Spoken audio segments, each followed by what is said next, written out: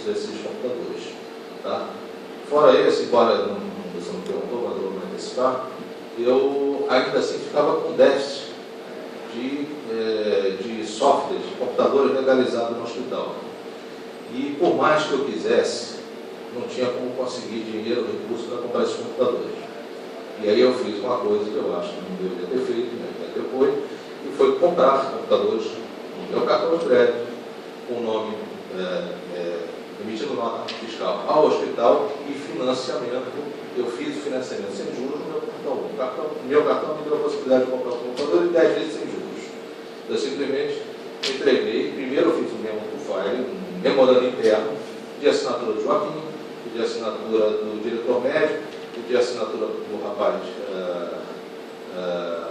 de informática, tá? E todos eles, depois de assinado, aí eu comprei os computadores, trouxe para o hospital, todos foram conferidos e registrados no patrimônio do hospital, todos tinham procedência da CCE, C23, uma coisa assim, o nome do modelo, mas que tinham software autorizado, que era isso que eu estava preocupado, não receber uma multa.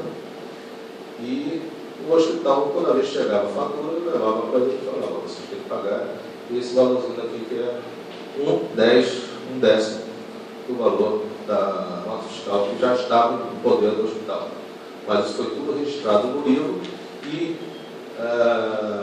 eu fiz um memorando interno para justificar esse pagamento parcelado. Seu Carlos, qual é o maior credor do hospital hoje? Boa pergunta. Eu só é muito difícil. No meu tempo?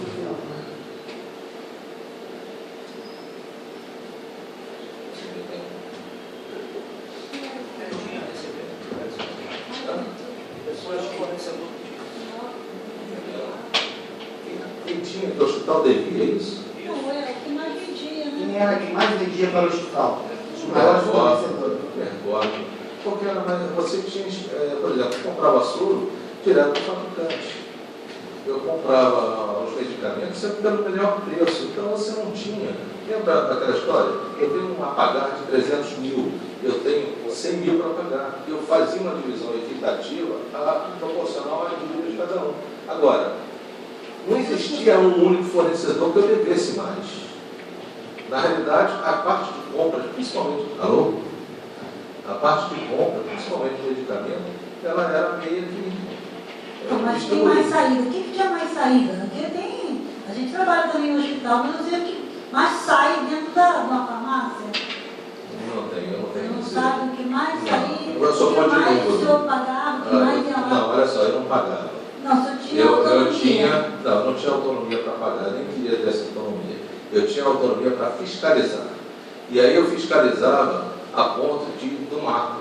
Eu não ficava mergulhando no detalhe. Eu mergulhava no detalhe quando eu achava que aquele macro estava majorado. Então, eu mergulhava no detalhe, mas eu não tenho esse tipo de noção. Infelizmente, gostaria de ter, mas não tenho. Vamos lá para a próxima pergunta. Por que o senhor achou melhor consertar o gerador e não comprar um novo? Já que o valor do conserto foi de 80 mil e um novo custa 120 mil reais. Olha, você está com preço de 120 mil reais, porque o gerador que a gente tinha lá, a gente ia aumentar a capacidade. A capacidade do gerador que estava lá já estava no seu limite. O próprio Henrique orientava para a gente, Henrique era um rapaz de contrato de... Olha o que vai acontecendo. O próprio Henrique orientava a gente a comprar um gerador com uma capacidade maior. Por quê? Porque na época que o primeiro gerador foi comprado, aquele primeiro e único, que eu sei, não existia UTI, não existia uma série de serviços dentro do hospital. O hospital cresceu em quartos, em ar-condicionado, recebeu uma condição fabulosa de ar-condicionado, então uma conta de luz. E também a gente passou a ter uma UTI que consumia uma energia violenta. Então, ele já estava no seu limite. Então, a preocupação nossa era não investir para comprar algo igual, tinha que ser algo acima, bem acima. Tá? E 150 mil não era preço de gerador na época, não. Acho que era mais do que isso, para necessidade do hospital. Tá? situação. A firma que estava na manutenção, você lembra o nome da firma? A firma, o gerador era da Stanec. A firma eram 2 rapazes que davam, aí teria que pegar o contrato. Aí realmente eu só não vou saber. Era uma firma pequena, eram 2 rapazes que vinham, davam manutenção. Tá? Eles que detectavam se o equipamento estava funcionando adequadamente ou não, se estava gerando a energia na voltagem correta. Era tudo por eles. E o material de manutenção, essa sim era feita no representante da Stanec no Rio de Janeiro.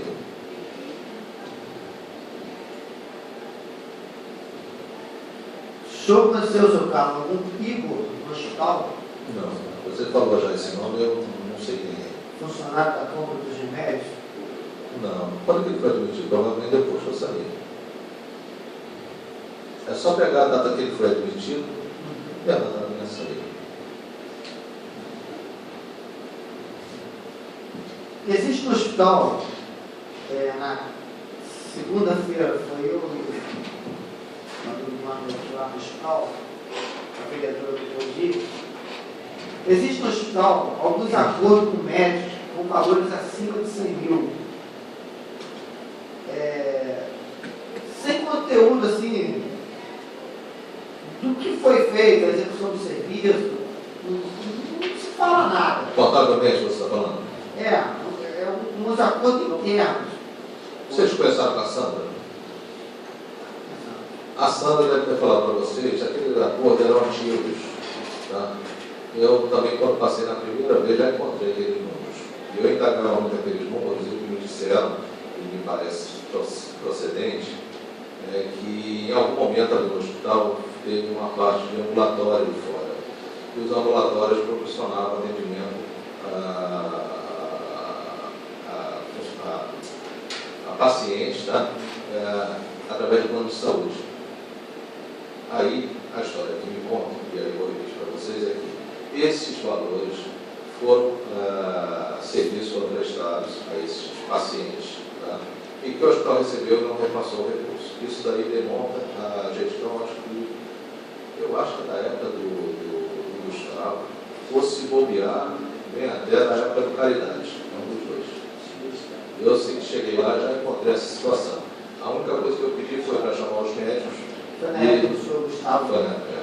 E foi fazer a proposta para o médico. Olha, devo um médico, mas não vou te pagar os 100 mil e eu te proponho pagar X e te dar um médico que você te dá um recibo de doação. É uma forma do hospital se livrar desse osso, mas isso aí ficou só de blá blá blá, nada oficial. Você conseguiu entender aquilo, cara, naquela documentação? Nem perder tempo, porque eu vou te dizer uma coisa. A documentação daquela época era uma documentação muito ruim. Muito péssima. Assim como aquela documentação era ruim, a documentação de todo o hospital, na primeira vez que eu passei, eu fiquei horrorizado. Você não tinha nada que tivesse uma trilha de raciocínio. Você não tinha uma planilha que explicasse como você chegou àquele número. Você não tinha um racional de cálculo de nada. Sem nada. Então, a primeira vez que eu falei para você, eu passei para o financeiro, fui lá para fazer o financeiro e acabei indo em outras áreas, foi porque no financeiro eu ficava incomodado. Chegava a conta para pagar, aí eu ficava olhando e dizia assim, mas isso é com base em quê? Aí o cara vinha, desculpa o termo, um papel de pão para tentar me explicar. Não, eu volto isso não quero isso não. Eu devolvia tudo. Porque não tinha. O hospital, infelizmente, carece de um manual de procedimento, uma estrutura, tá? de trabalho administrativa. Na primeira vez era pior ainda. Na segunda vez, estava também cheio de problema administrativo.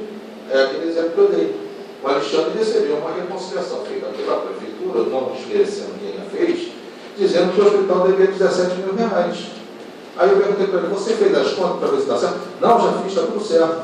Legal. Aí deixa eu fazer independente. Fui no Diário Oficial pegar item por item que o Estado mandou para o hospital. Mandou X, mandou Y, a Secretaria de Saúde mandou tanto, o SUS mandou tanto, fui jogando lá. No final, faltou 200 mil.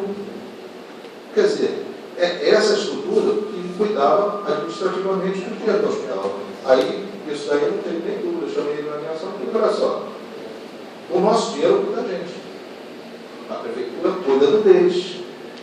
Desse embate, a gente vê quem está certo, quem está errado, e um corrigindo o outro. E aí a gente chegou à conclusão que aí foi que recuperou-se R$200 em menos de um mês de trabalho. Esse recurso era próprio ou era o recurso do Painho? Era do Painho. O hospital foi premiado em R$100 mil, vai receber o Painho, e fora isso são valores que foram pagos de forma retroativa, que nunca foi buscado. Então, eu fiz essa reconciliação. Eu fiz diversas reconciliações para tentar identificar de onde veio o recurso e como era aplicado o recurso.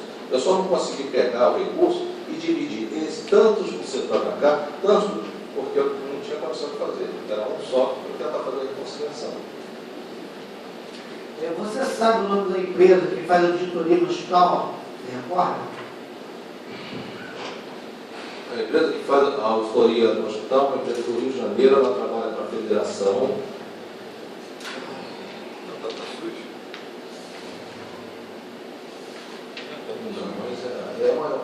Desde que eu estava na outra gestão, até hoje, sempre foi a mesma empresa. Só pelo menos até hoje que eu digo, até a hora que eu saí.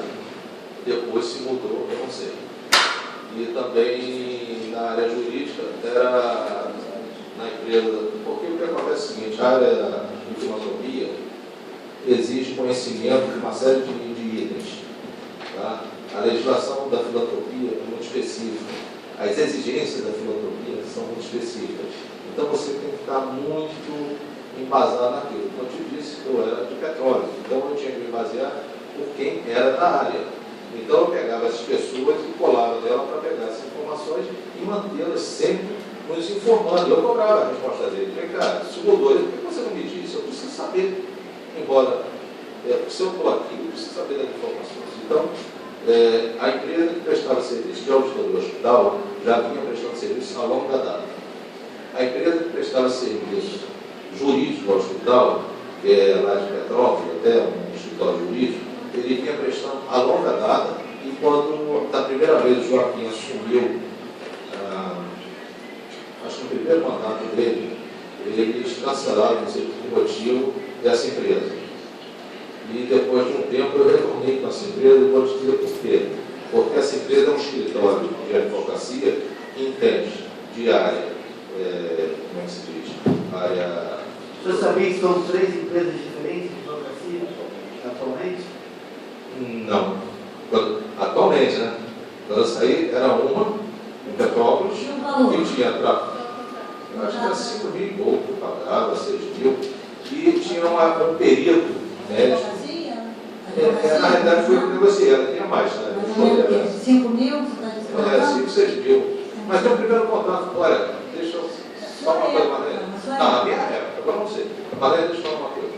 Tudo que eu fazia no hospital, tudo que eu faço na minha vida, eu boto no papel.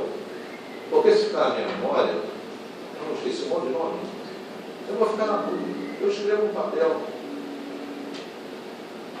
Então, você pode buscar o contrato.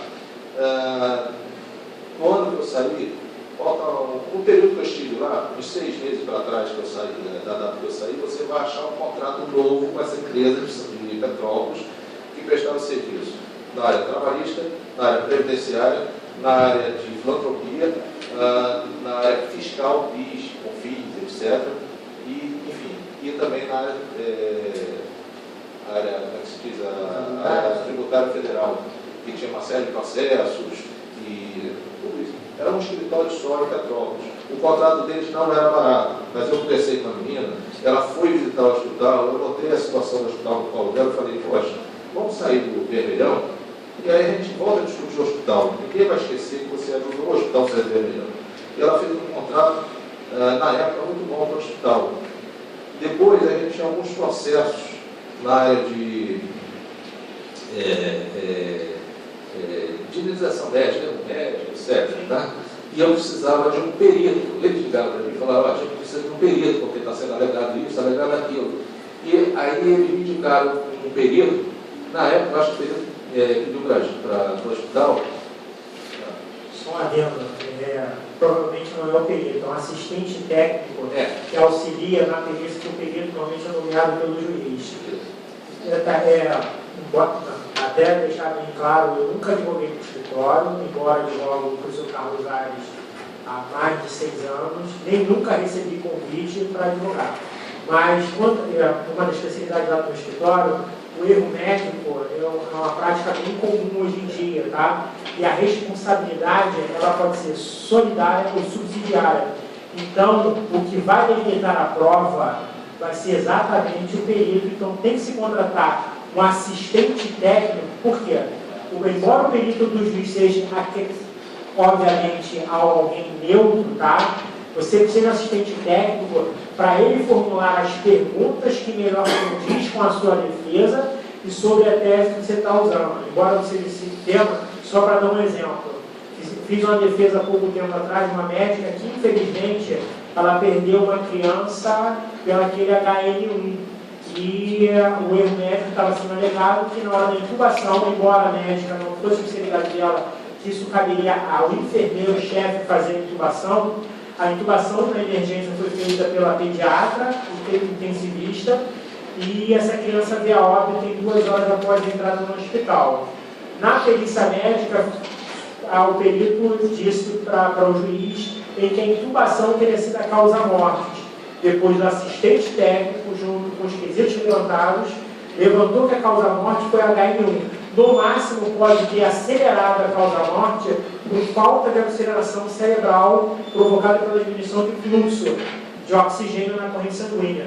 Então, até para poder explicar, qualquer escritório que seja contratado, é necessário em qualquer área um assistente técnico que sempre ser orientado, seja quem for, ter uma pessoa de confiança, assim como você tem seu médico, para que você sempre tenha um assistente técnico, seja uma parte contábil, outro financeiro, ainda mais no hospital, um da área pediatra, um da área cirúrgica. Era só esse parâmetro que eu queria te utilizar, até para poder explicar, de repente, não sei se vai ser algo de investigação, em que o assistente técnico é altamente necessário em qualquer processo, em qualquer âmbito.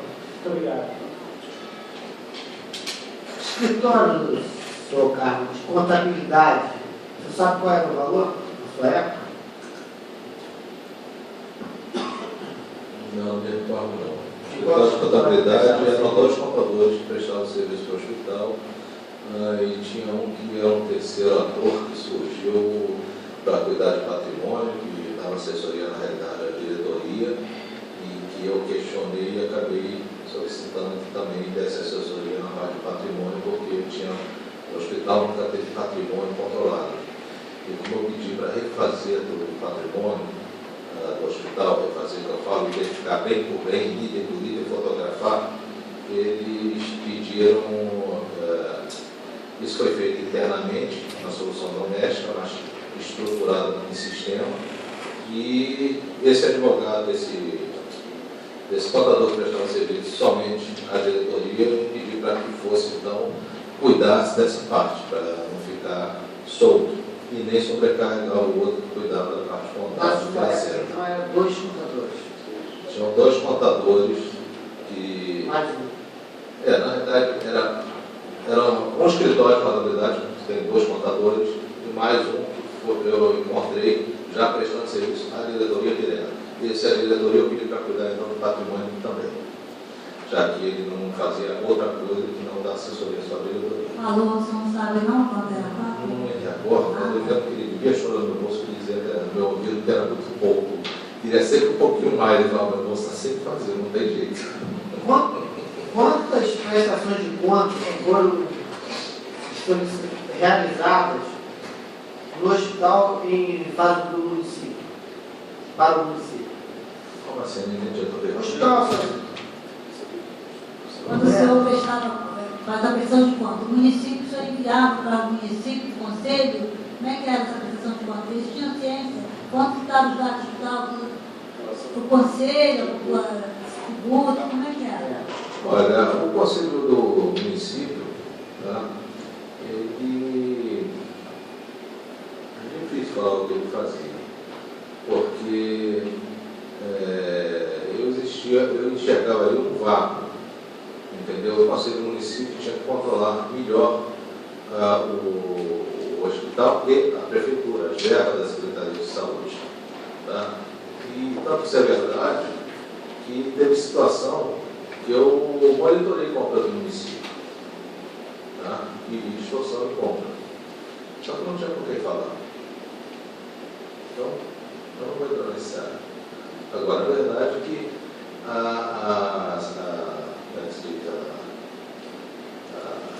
o Conselho Municipal de Saúde, que deveria acompanhar de perto, entendeu? Eu não via esse elo. Então o hospital nunca prestou conta ao município do dinheiro repassado para o hospital na sua época? Não, isso era estruturado, isso daí estava aberto a qualquer um que quisesse ver. O que não podia era pegar a folha de pagamento e pegar para o hospital. Isso eu debatia com a prefeitura. A folha de pagamento, embora tenha recurso público lá, ela envolve informações da estrutura da empresa. Então, eu não gostaria que a folha de pagamento ficasse, no bom sentido, complementivo, para depois falar, fulano ganha tanto, fulano ganha tanto. Mas os salários, eles trabalhavam de acordo quase que ao mínimo do sindicato.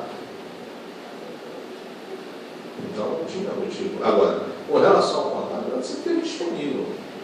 Podia-se pegar o contábil, podia-se visitar o hospital para pegar.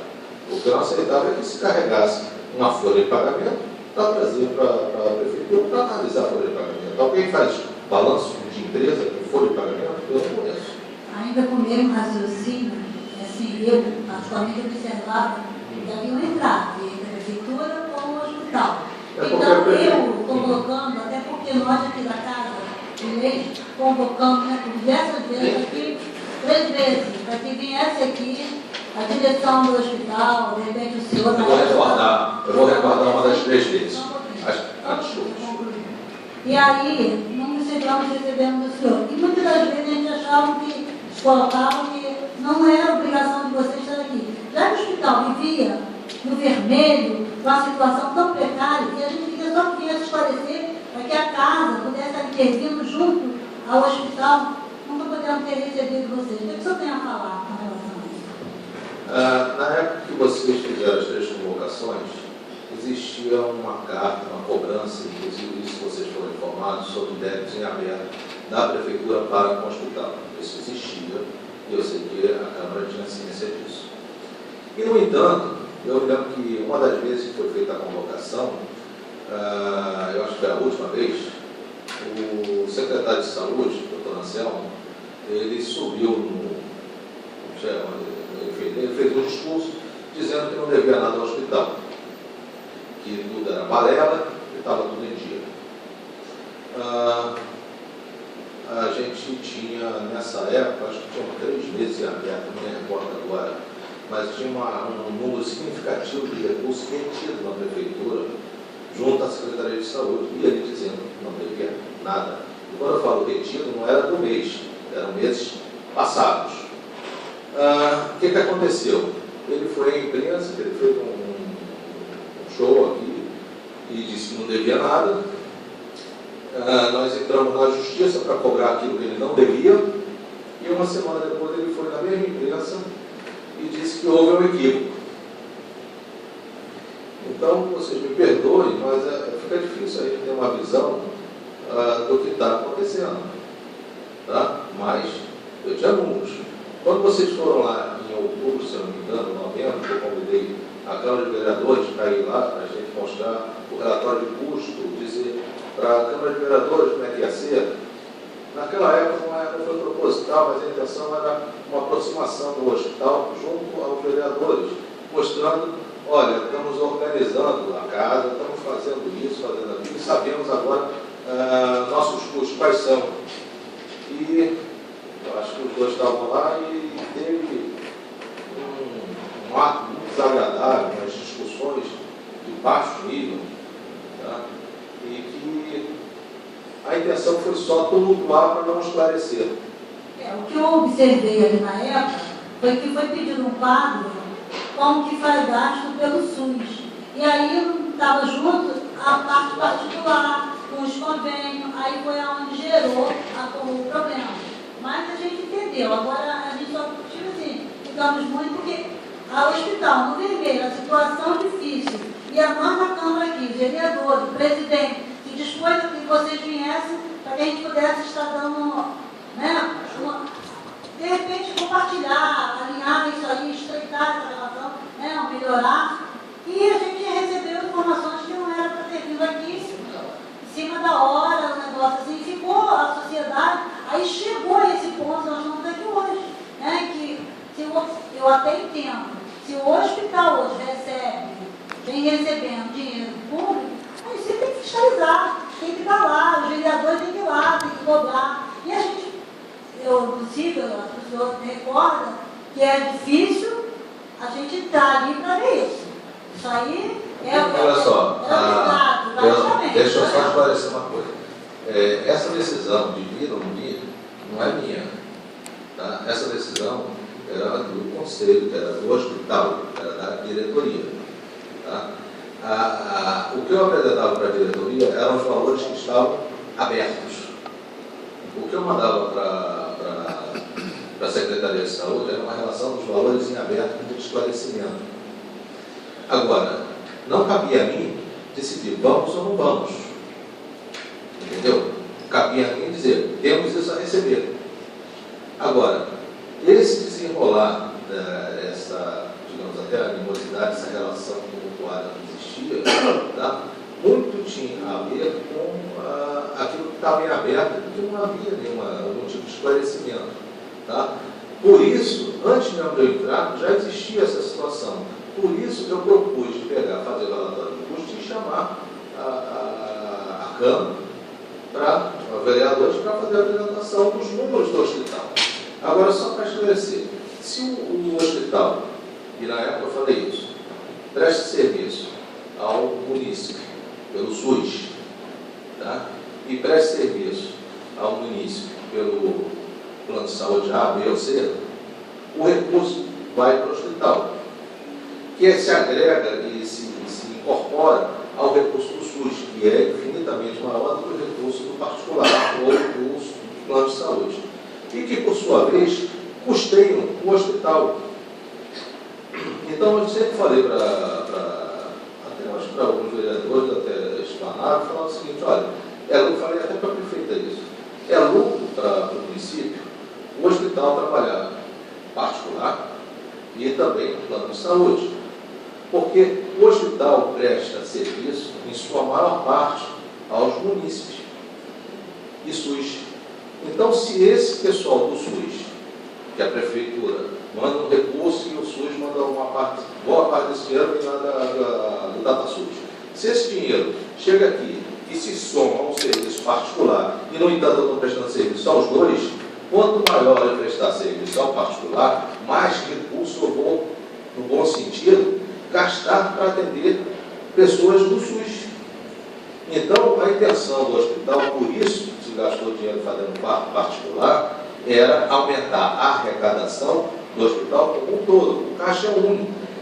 Quando eu compro um remédio, quando o hospital comprava um remédio para atender um paciente do SUS, aquele mesmo remédio ia atender o particular e vice-versa. Só que o do SUS, ele pagava R$30 por leito. E o particular, R$300. E o medicamento de A e de B são idênticos. Tem medicamento que a gente gastava R$80 para comprar, tem medicamento para recuperar um infartado, etc. E a prefeitura nem comprou. Pediu emprestado. E quando pediu bem. Pediu tipo assim, não, manda uns 20. Amigo, não tem 20 aqui para mandar. Eu, se muito, eu tenho aqui um estoque de 15. E eu não vou te dar os 15, porque tem gente não tem problema de coração também. E o dia que a gente mandou, depois, aí no final, a gente mandou para atender 1 ou 2 dias de demanda da UPA, e depois eles pediram para a gente qual era o fornecedor que nós comprávamos, porque eles estavam achando muito caro no mercado. O nosso fornecedor para cá era mais barato. Mas eu ouvi o comentário do cara e falei assim, poxa, muito caro isso, vocês estão rindo, não é questão de estar rindo. Aí não está ali para trabalhar com vida, vida não se merece. Então, você me desculpe dar essa colocação, mas é para esclarecer que não havia uma necessidade de eu não vou te informar, porque não é isso. Tá? Existia sim uma necessidade de informar, mas também aquela colocação que foi feita foi maldosa, porque você está gastando dinheiro do SUS para atender o particular. Não, ao contrário, eu estou gastando dinheiro para atender o particular para sustentar o SUS e a prefeitura. Sabe informar qual é o débito da tua época, com a INSS, da parte patronal por segurados da sua época? Eu não entendi a tua pergunta. Qual o débito junto à Previdência? Da parte patronal aos segurados, né? O posto fiscal? São duas partes, né? O patronal e o segurado. O INSS, perguntando as guias. Olha, quando eu estava lá, a gente tinha um déficit do INSS. Nós temos duas situações, tá? Você tem uma recuperação de dívida que existia lá desde, eu acho que antes de caridade já tinha uma dívida que o hospital carregava. E essa dívida que vinha, nasceu uma série de pacotes do governo para você regularizar. E o hospital entrou num desses pacotes e ficou pagando uma mixaria, acho que foi no tempo do Collor ainda, para poder ficar, digamos, adimplente, mas tinha uma dívida com o INSS. Em algum momento, o Estado, o governo federal, marcou uma data para que todo mundo assinasse a confissão de dívida desses valores. Tá? E foi feita essa confissão de dívida em quase toda a sua totalidade. Sendo que alguns valores não foram assinados à época porque existia um entendimento de que parte dos valores que estavam sendo cobrados estavam prescritos. Tá? Isso daí foi na minha primeira gestão e esses prescritos a gente ficou brigando com a Receita, com o governo federal e acabou que... Não, prescreveu, alguma coisa prescreveu, mas não aquilo que a gente achou e ficou no meio termo, digamos assim. Mas essa dívida eu não estou considerando nessa resposta que eu dar. A dívida que a gente tinha no INSS era apenas de 3 meses. A dívida que a gente tinha com o INSS era de 3 meses, se não me engano, meu, e a gente fez até um empréstimo para que...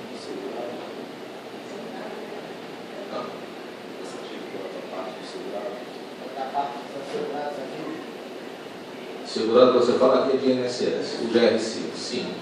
Tá? Então, era só de 3 meses que estava em aberto e a gente quitou essa guia com um empréstimo, um tampão, para poder liberar, porque na época a prefeitura disse que a certidão negativa do INSS não estava saindo, e o único jeito de sair seria quitar essa dívida. Aí vem a história do cachorro correndo atrás do rabo, eu não recebo porque eu não paguei o INSS. Não paguei o INSS porque eu não recebi anteriormente, porque a prefeitura não devia 3 meses.